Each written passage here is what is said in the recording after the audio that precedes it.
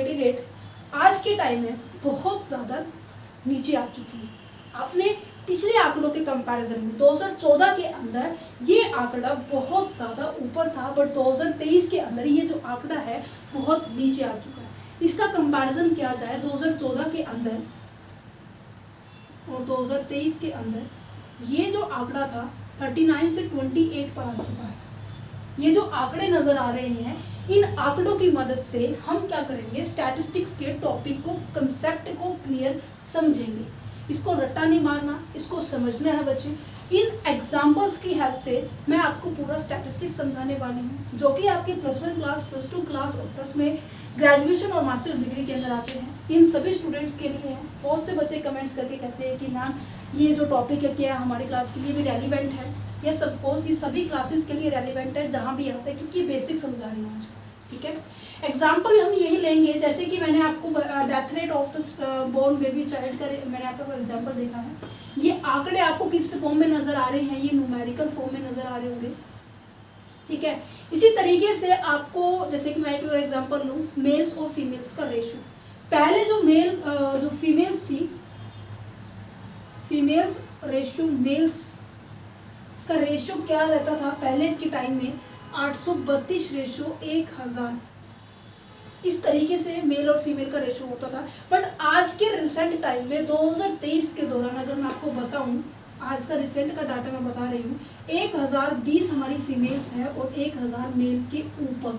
That means आपका जो ratio है ये बढ़ रही है। में जो फीमेल्स की तादाद है वो क्या हो रही है, बढ़ती जा रही है, इंक्रीज होती जा रही है। बेटी बचाओ बेटी पढ़ाओ, उसके वो जो अभियान शुरू किया था, कहीं ना कहीं वो अभियान यहाँ आपको नजर आ रहा होगा कि जो फीमेल्स की रेशियो है वो बढ़ गई है as compared to their mail.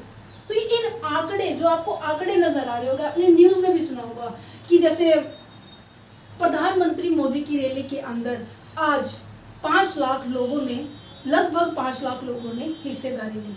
जो ये लगभग है, दैट मीन्स ये एक एस्टिमेशन है। जो स्टैटिस्टिक्स के अंदर जो न्यूमेरिकल डाटा भी होता है, थोड़ा बहुत हमारा एस्टिमेटेड भी होता है। जैसे कि रिपब्लिक डे पर और जो हमारे क्या होते हैं, जो परेड होती है, बॉर्डर पे जो परेड होती है, वहाँ पर लोग पार्टिसिपेट करते हैं और वहाँ पर जाकर देखने के लिए जाते हैं लोग। तो वहाँ पर जो जनसंख्या होती है उनका प्रॉपर फॉर्मेट नहीं होता, प्रॉपर आंकड़ा नहीं होता, राइट। वो क्या होता है, एक एस्टिमेशन के बेस पर होता है। जैसे कि ये कहते हैं ना कि परेड को देखने के लिए दिल्ली के अंदर क्या हुए हैं, इतने लगभग लोग यहाँ पर मौजूद हुए हैं, पार्टिसिपेट किया उन्होंने, राइट। तो क्या होता है, जो स्टैटिस्टिक्स होता है ये हमारा क्या होता है, न्यूमेरिकल फॉर्म में भी होता है और एक हमारा एस्टिमेटेड में भी होता है।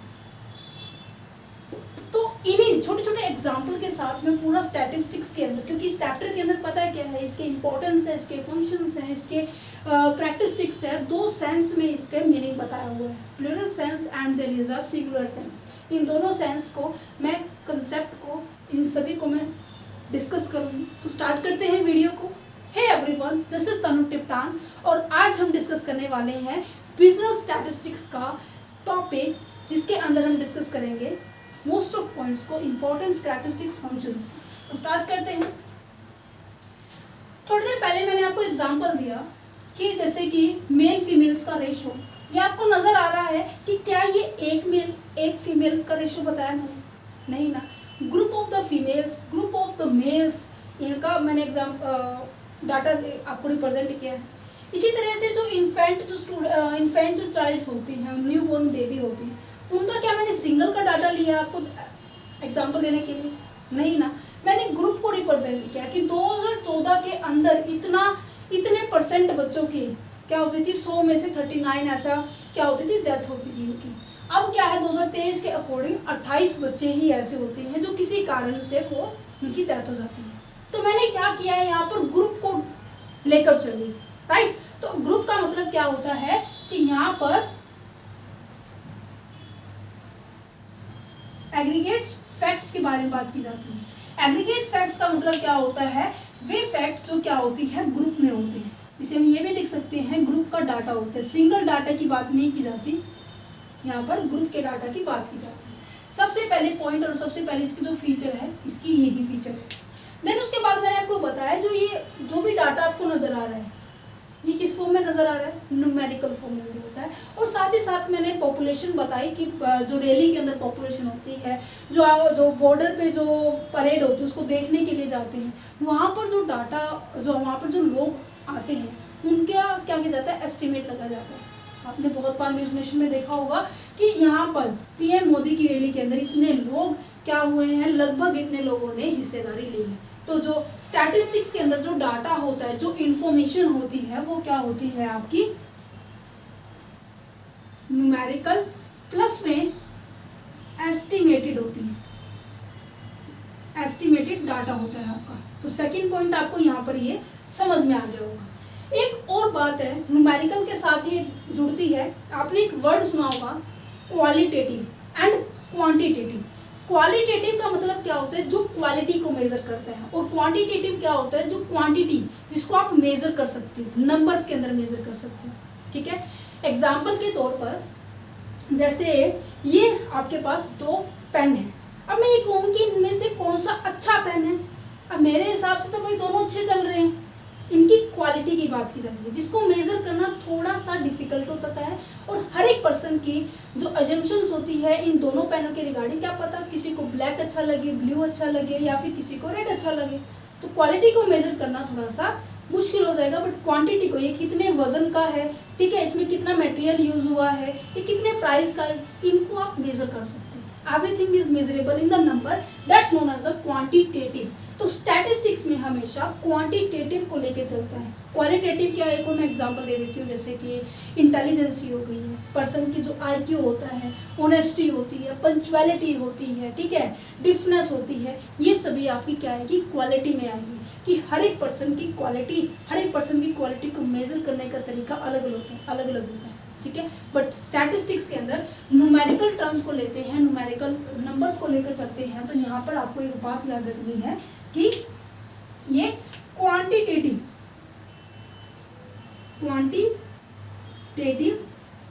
टर्म या फिर हम बोल सकते हैं फॉर्म को लेकर चलता है। थर्ड पॉइंट आपको ये हो गया है, ठीक है जी। आई होप इतना आपको समझ में आ गया होगा। अभी तक इस सेशन के साथ जुड़े हुए हैं तो प्लीज़ चैनल को शेयर करना, ठीक है। वीडियो अच्छी लगे तो सब लाइक भी कर सकते हैं, ठीक है। अब एक और पॉइंट आता है स्टैटिस्टिक्स के अंदर। स्टैटिस्टिक्स में मैंने आपको बताया जो भी आपका डाटा होता है, फैक्ट्स होते हैं, वो क्या होते हैं, न्यूमेरिकल फॉर्म में। ये डाटा आप कलेक्ट किसके बेस पे करोगे, डाटा। अब मैं कह रही हूँ कि जैसे कि आपको स्टूडेंट्स का डाटा लेके आना है, स्कूल में स्टूडेंट्स कितने प्रेजेंट होते हैं, कितने एब्सेंट होते हैं, मैंने खाली बस ये कह दिया। क्या आपको ये पता है कि कौन से स्कूल की बात कर रही हूँ, कौन सी क्लास की बात कर रही हूँ।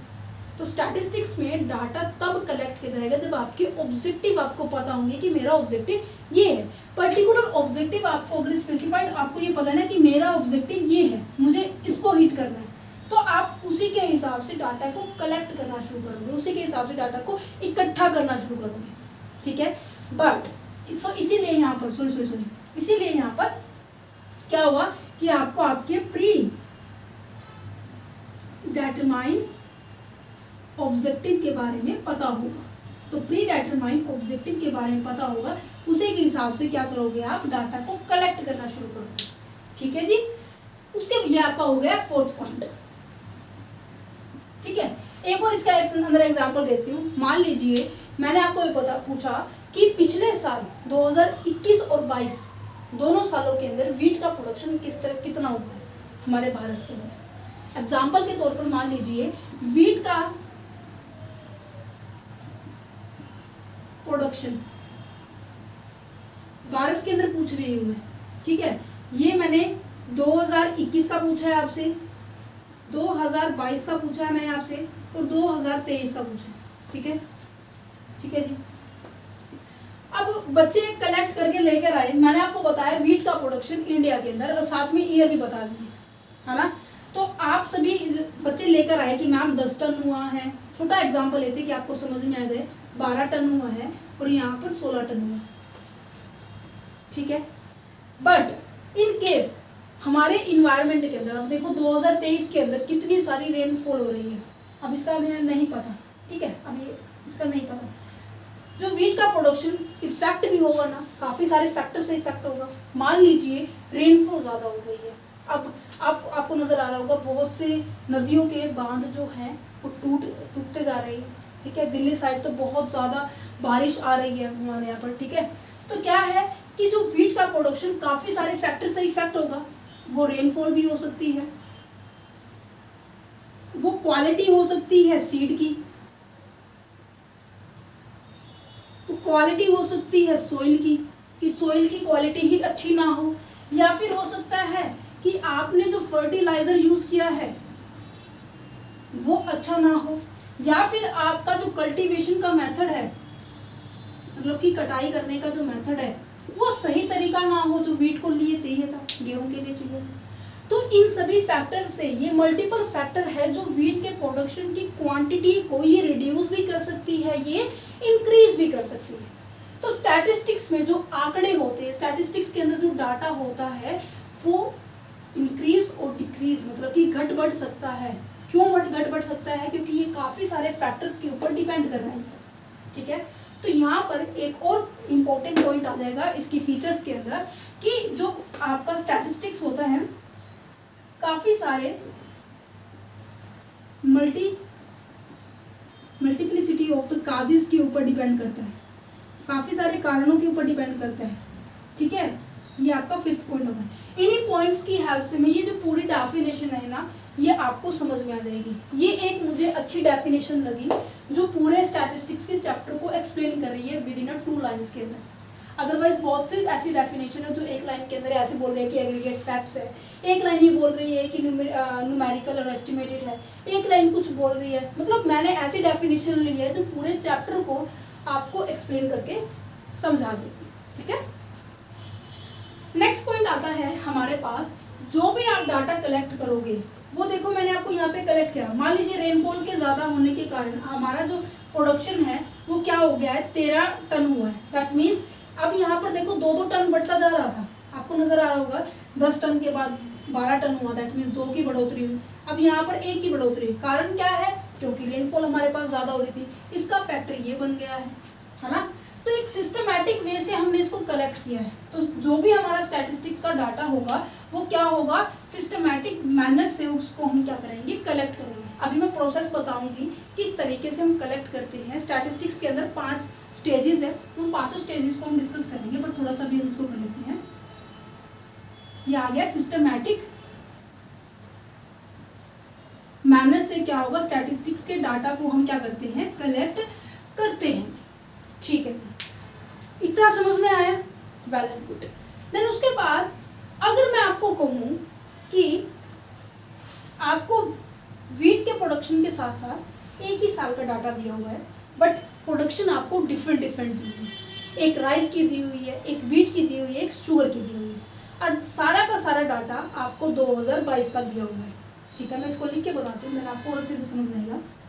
2022 का डाटा आपको वीट का दिया हुआ है, आपको राइस का दिया हुआ है, आपको शुगर का दिया हुआ है। ठीक है जी, क्या आप इसको कंपैरिजन कर सकते हैं? डाटा भी दिया हुआ है, मान लीजिए 10%, 10 टन, 8 टन, 6 टन, ठीक है, ये आपको डाटा दिया हुआ है। क्या आप इसको कंपैरिजन कर सकते हैं?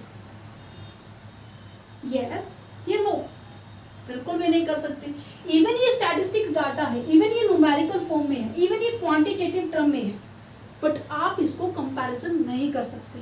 तो स्टैटिस्टिक्स सब्जेक्ट के अंदर स्टैटिस्टिक्स के डाटा को कंपैरिजन करने के लिए एक छोटी सी कंडीशन है। कंडीशन क्या है? जब भी हम कंपैरिजन करेंगे तो ये जो डाटा होगा ना वो होमोजीनियस होना चाहिए, मतलब कि एक ही प्राकृतिक से संबंधित होना चाहिए।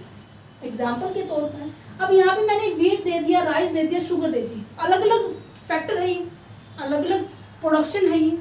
क्या किसी को हम किसी के साथ कंपैरिजन कर सकते हैं? बिल्कुल भी नहीं कर सकते। अगर हम उनके हमें ये बताना है कि कितना कौन किसमें बढ़ोतरी हो रही है, किसमें कमी आ रही है ना। और अगर इसमें पॉइंट ऑफ व्यू से देखें तो इसका मतलब ये हमारा वीट अच्छा है ना, बट ये कंपैरिजन सही नहीं है। कंपैरिजन केवल आप क्या कर सकते हैं, होमोजीनियस फॉर्म में कर सकते हैं, क्योंकि मैंने इसमें आपको बताया कि इसके अंदर 2% के 2 टन का क्या हुआ है, इंक्रीज हुआ है। इसके अंदर 1 टन की इंक्रीज हुई, बट इंक्रीज हुई है बट घटते क्रम में इंक्रीज हुई, क्योंकि यहाँ पर 2 से ज़्यादा 4 होना चाहिए था या फिर 3 होना चाहिए था, बट यहाँ पे 1 हुआ ना, तो कंपैरिजन हमेशा क्या किया जाएगा, होमोजीनियस यूनिट में किया जाएगा, दैट मींस सिमिलर यूनिट में किया जाएगा। तो स्टैटिस्टिक्स के अंदर एक और फीचर आती है कि जब भी हमें कंपैरिजन करना है, वो कंपैरिजन किस तरीके से होगा, कंपैरिजन होगा हमारा होमोजीनियस फॉर्म में होगा। तो मैं यहाँ पे लिख देती हूँ होमोजीनियस, या फिर हम इसको लिख सकते हैं सिमिलर यूनिट के अंदर। इसको पता है, इसको एक और नाम से बोला जाता है कि रिलेशनशिप बताना, कि इन प्रोडक्शन के अंदर रिलेशनशिप बताना, relationship to the each other, एक दूसरे के बीच में रिलेशनशिप बताना। वो तभी पॉसिबल होगा जब डाटा क्या होगा हमारे पास, होमोजीनियस होगा। ये सातों के सातों पॉइंट आपके चैप्टर का बेस है, ठीक है। ठीक है, अब हम यहाँ पे एक डेफिनेशन को पढ़ते हैं जो मैंने यहाँ पे लिखी हुई है। इस डेफिनेशन की जो मैंने यहाँ पे 7 के 7 पॉइंट आपको समझाए हैं सारे के सारे, वो यहाँ पर इस पूरी डेफिनेशन को कंप्लीट करते हैं। देन उसके बाद हम 5 स्टेज करेंगे, देन हमारा चैप्टर हो जाएगा कंप्लीट। लिमिटेशन इसी के अंदर से मैं निकाल के आपको दिखाऊंगी, ठीक है। सबसे पहले यहाँ पे देखो, हॉरेज के अकॉर्डिंग क्या लिखा हुआ है कि statistics are the aggregate of the facts. Aggregate of the facts का मतलब क्या है कि ग्रुप ऑफ द फैक्ट्स। ये किसी सिंगल डाटा को लेकर नहीं चलती, ये किसको लेकर चलती है, ग्रुप ऑफ द फैक्ट्स को लेकर चलती है। तो यहाँ पे सबसे फर्स्ट पॉइंट आपको यहाँ पे समझ में आ गया, ये डेफिनेशन है आपकी बुक के अंदर दी हुई है, ठीक है जी। उसके बाद लिखा हुआ है affected to the marked extend by the multiplicity of the causes. जो स्टैटिस्टिक्स का डाटा होता है वो बहुत सारे फैक्टर्स से अफेक्ट होता है। मैंने यहाँ पर वीट के प्रोडक्शन का एग्जांपल दिया था, तो यहाँ पर ये जो पॉइंट है, ये वाला भी कंसेप्ट आपको आई होप समझ में आ गया होगा। नेक्स्ट क्या लिखा हुआ है, न्यूमेरिकली एक्सप्रेस्ड होता है, न्यूमेरिकल भी होता है, और साथ ही साथ estimated according to the reasonable standard of the accuracy. कहने का मतलब ये न्यूमेरिकल के साथ साथ ये आपका एस्टिमेटेड भी होता है। एग्जाम्पल साथ याद रखना कि जैसे कि रेली का एग्जाम्पल दिया था, और साथ ही साथ हमारा या जैसे कि परेड देखने के लिए लोग जाते हैं, उनका एग्जाम्पल आप याद रख सकते हैं, ठीक है। नेक्स्ट पॉइंट हमारे पास क्या है कि ये क्या होते हैं, collect in the systematic manner. Systematic manner में डाटा क्या किया जाता है, कलेक्ट किया जाता है। तो ये भी पॉइंट मैंने आपको समझाया था, कहाँ लिखा हुआ है, दिस वन, ये पॉइंट मैंने आपको यहाँ समझाया था।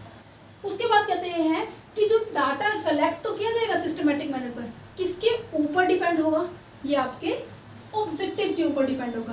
Pre determine of the purpose, तो पर्पस आपको भी पता होना चाहिए कि आपका पर्पस क्या है, उसके हिसाब से आप क्या कर पाएंगे, अपने डाटा को कलेक्ट कर पाएंगे, ठीक है जी। उसके बाद लिखा हुआ है कि place in relation to the each other. Place in relation, relation की बात की जा रही है, रिलेशन तब आप नजर कर पाएंगे, दैट मीन्स कंपैरिजन, कंपैरिजन की बात की जा रही है। कंपैरिजन तब कर पाएंगे जब डाटा हमारे पास क्या होगा, होमोजीनियस होगा, दैट्स इट। ये सातों के सातों पॉइंट आपके इस फीचर के अंदर मैंने आपको समझाए, और ये साथ ही साथ इसीलिए हमेशा मैं ऐसी ही डेफिनेशन को सेलेक्ट करती हूँ जो क्या होती है, जो कि आपकी कैरेक्टरिस्टिक्स, आपकी फीचर्स, आपकी इंपॉर्टेंस से रिलेट करती है। अब हम बात करते हैं हमारे स्टेजेस के बारे में। 5 स्टेजेस होती हैं हमारी किसी भी डाटा को कलेक्ट करने की, और स्टैटिस्टिक्स के डाटा के कंक्लूजन पे पहुंचने के लिए आपके 5 स्टेजेस होती है। बहुत ज़्यादा इंपॉर्टेंट है क्योंकि ये जो 4 नंबर के अंदर आता है, ठीक है। सबसे पहले हम क्या करते हैं, कलेक्शन ऑफ डाटा, देन उसके बाद हम इसको क्या करते हैं, ऑर्गेनाइजेशन करते हैं, उसे हम ऑर्गेनाइज भी लिख सकते हैं, ऑर्गेनाइजेशन भी लिख सकते हैं। देन उसके बाद हम उसको क्या करते हैं, प्रेजेंटेशन करते हैं उस डाटा का। देन उसके बाद हम उसको एनालिसिस करते हैं, देन उसके बाद हमें इंटरप्रिटेशन पे पहुंचते हैं, ठीक है। अब ये 5 आपको टर्म समझ में आएगी, दैट मीन्स आपका पूरा टॉपिक, पूरा चैप्टर कंप्लीट हो गया। ये वैसे आप एक आपका सब्जेक्ट होगा रिसर्च मेथोडोलॉजी का, वहाँ पर भी ये टॉपिक, ये स्टेप्स आते हैं जिसके अंदर सैम्पलिंग, नॉन सैम्पलिंग, हाइपोथेसिस, इन सभी का यूज़ करते हैं। बट आपके अंदर ये केवल 5 स्टेप दिए, इनको समझो, बस आपका ये काम है, ठीक है। Collection of data. अब हमने देखा कि हमने स्कूल के अंदर, मुझे ये बोला गया, मेरे सीनियर ने मुझे बोला कि आपको स्कूल के अंदर जाकर डीएवी स्कूल के अंदर जाना है, ठीक है। डीएवी स्कूल के अंदर जाने के बाद आपको +2 क्लास का डाटा लेकर आना है और ये पता लगाना है कि कितने बच्चे प्रेजेंट होते हैं, ठीक है। अब मुझे ये पता है मेरा ऑब्जेक्टिव क्या है, मेरा ऑब्जेक्टिव ये है कि मुझे प्रेजेंट बच्चों का डाटा लेकर आना है, और कहाँ से लेकर आना है, DAV स्कूल से लेकर आना है। कौन सी क्लास का लेकर आना है, +2 क्लास का लेकर आना है। आपको तीनों बातें पता है, मतलब आपका ऑब्जेक्टिव बिल्कुल स्पष्ट है, क्लियर है, समझ में आ रहा है। तो आप उसी के हिसाब से डाटा को कलेक्ट करोगे। डाटा को कलेक्ट करने के तरीके हमारे पास दो हैं, सोर्स जिसे हम बोलेंगे। सोर्स की बात की जाए, हमारे पास 2 सोर्स हैं। एक तो हमें बोलेंगे प्राइमरी सोर्स, एक हमारा है सेकेंडरी सोर्स। प्राइमरी सोर्स की बात की जाए, अगर मैं इस डाटा को कलेक्ट करने के लिए मैं खुद जाऊंगी वहाँ पर, अगर मैं खुद वहाँ पे प्रेजेंट हो रही हूँ, मैं खुद अपनी इन्वॉल्वमेंट लेकर आ रही हूँ, तो उसे हम कहेंगे प्राइमरी डाटा, प्राइमरी सोर्स, क्योंकि वो डाटा मैंने खुद कलेक्ट किया है। ठीक है, फर्स्ट हैंड डाटा भी जिसे हम कहेंगे, क्योंकि मैं खुद अपने हाथ से कलेक्ट कर रही हूँ, मैंने जो भी देखा वही अपने पेपर के अंदर क्या कर लिया है, राइट डाउन कर लिया है। बट सेकेंडरी डाटा की अगर बात की जाए, वो डाटा होता है जो ऑलरेडी एग्जिस्ट होता है, और उसी रिपोर्ट को उठाया और मैंने राइट डाउन कर लिया। दैट मीन्स मेरी उसमें कोई इन्वॉल्वमेंट नहीं हुई, बस मैंने क्या किया है, किसी दूसरे के डाटा को, किसी दूसरे के रिपोर्ट को लिया और मैंने उससे अपना डाटा अपने से मैच कर लिया और वहाँ पर इंफॉर्मेशन लिख दी है।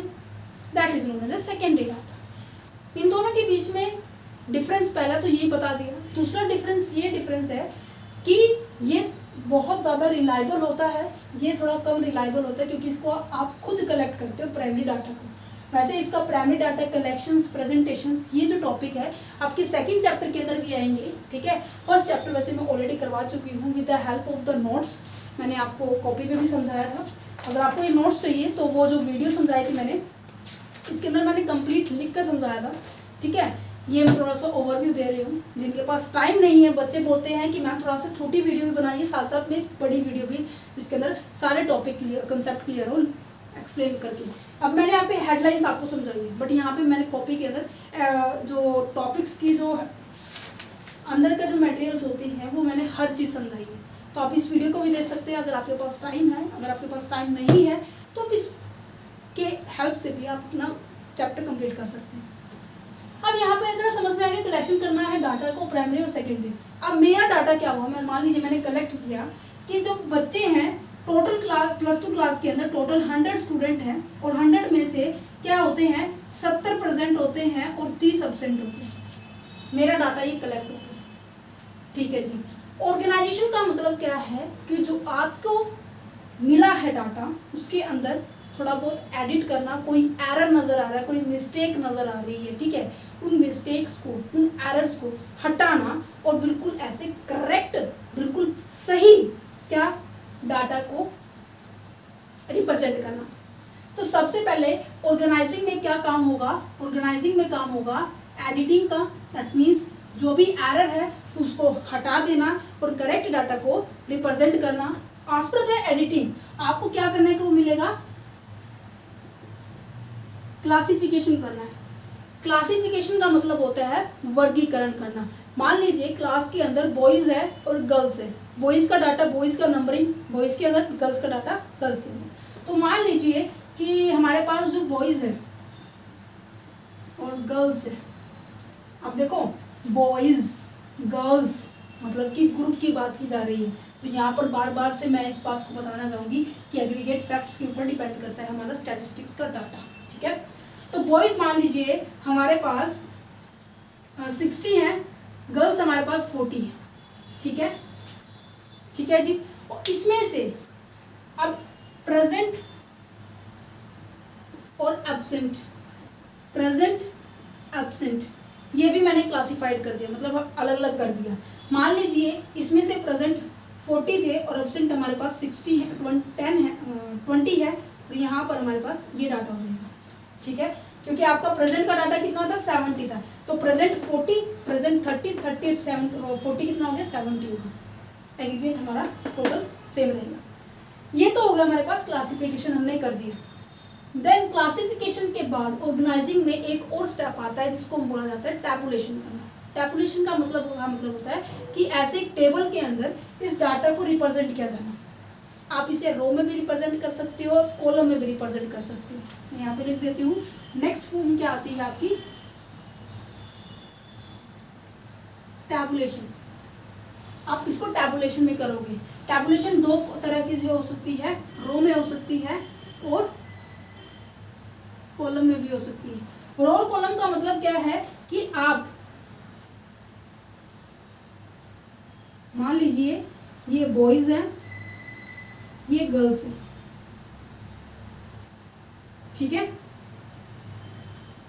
यहाँ पे प्रेजेंट है, यहाँ पे अब्सेंट है, ठीक है जी। और बॉयज प्रेजेंट कितने थे 40, यहाँ पे 30, 10, 20। क्या अब आपको और जल्दी से समझ में आ रहा है कि प्रेजेंट इतने हैं, एब्सेंट इतने हैं? ये तो हो गया रो के अंदर। रो ऐसे होती है। कॉलम की बात की जाए, कॉलम में अगर मैं रिप्रेजेंट करके दिखाऊं तो कॉलम में कुछ इस तरीके से होता है, बॉयज गर्ल्स, यहाँ पे प्रेजेंट आ जाएंगे, यहाँ पे एब्सेंट आ जाएंगे, 40, 30, 20 एंड 10। कॉलम हमेशा ऐसे खड़ी होती है और रो हमेशा ऐसे लेटी हुई होती है, ठीक है। आई होप आपको समझ में आ गया। ये होता है टैबुलेशन करना। आप इस तरीके से डाटा को और अच्छे तरीके से रिप्रेजेंट कर सकते हो कि आसानी से इन फ्यूचर में, मान लीजिए आज मैं 2023 का डाटा लेकर चल रही हूँ, 2 साल के बाद मेरे जो सीनियर ने फिर बोला कि फिर दोबारा से डीएवी स्कूल में जाइए और 2023 को 2025 के साथ कंपैरिजन करना है।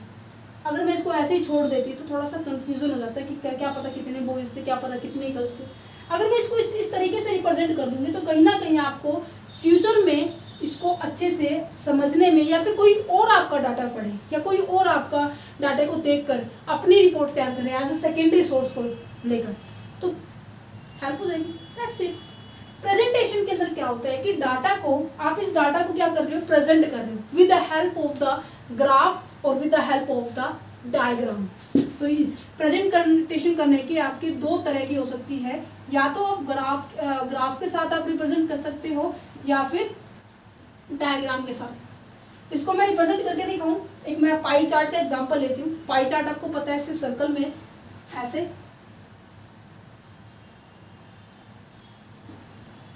यहाँ पे सॉरी यस, यहाँ पर आ जाएगा 30, 70।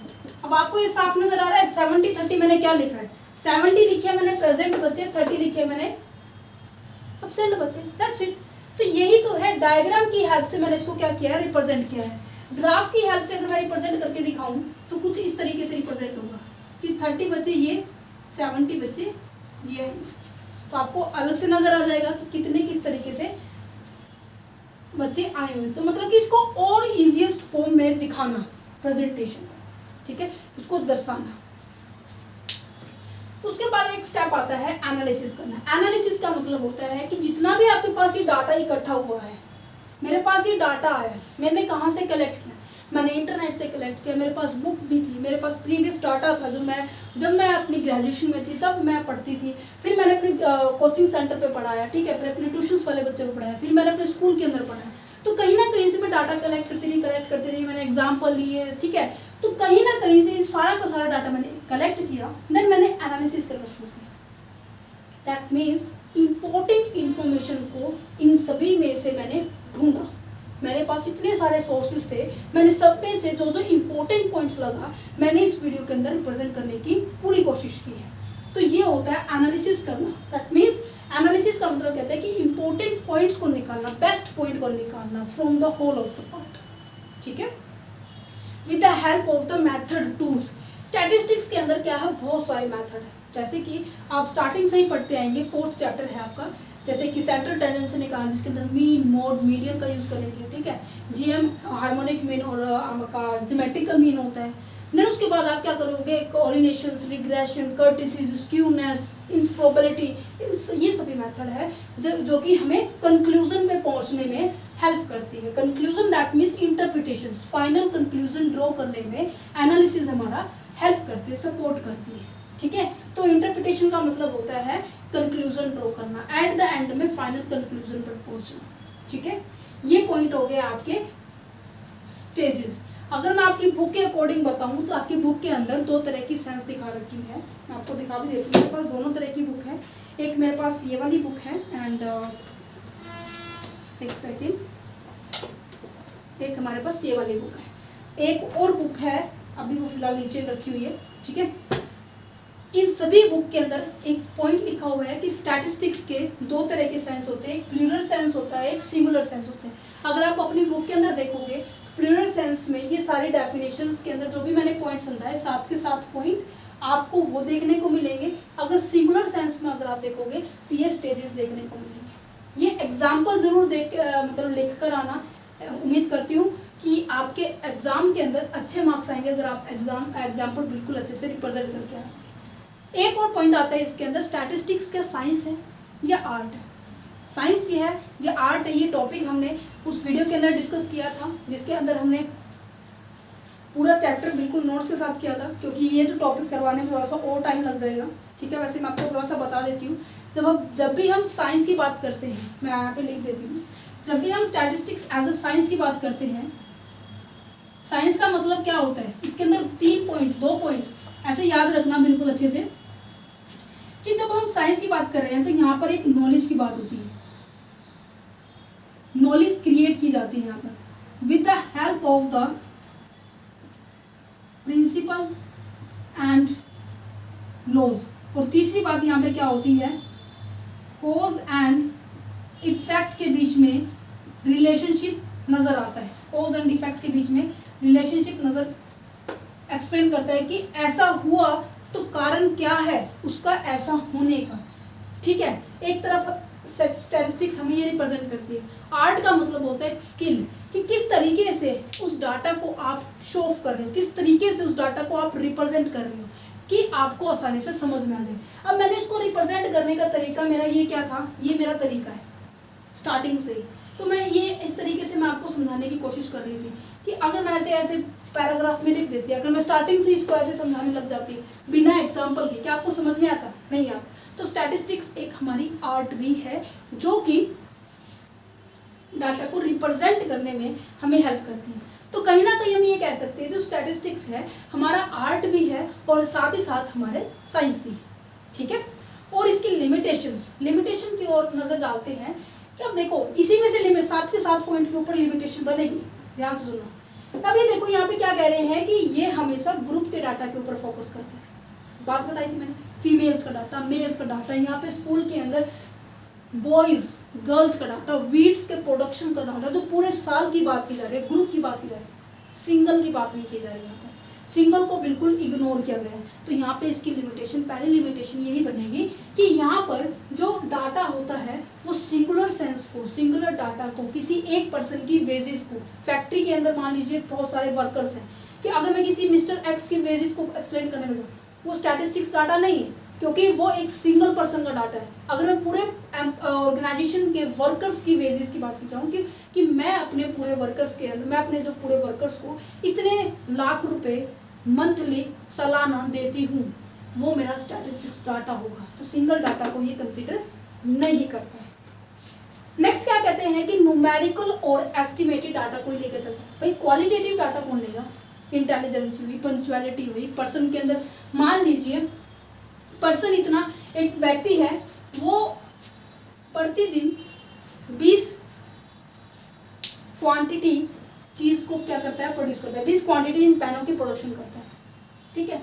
वो किस तरीके से करता है, उसकी इंटेलिजेंसी पावर की, उसकी ऑनेस्टी भी तो होनी चाहिए ना। अब इसके अंदर मिलावट तो नहीं कर रहा ना, इन सभी चीज़ों को वो क्या करता है, इग्नोर करता है। क्वालिटेटिव टर्म्स बिल्कुल प्रॉपरली इग्नोर है, कहीं ना कहीं इसका एक डीमेरिट्स बन जाएगा, ठीक है।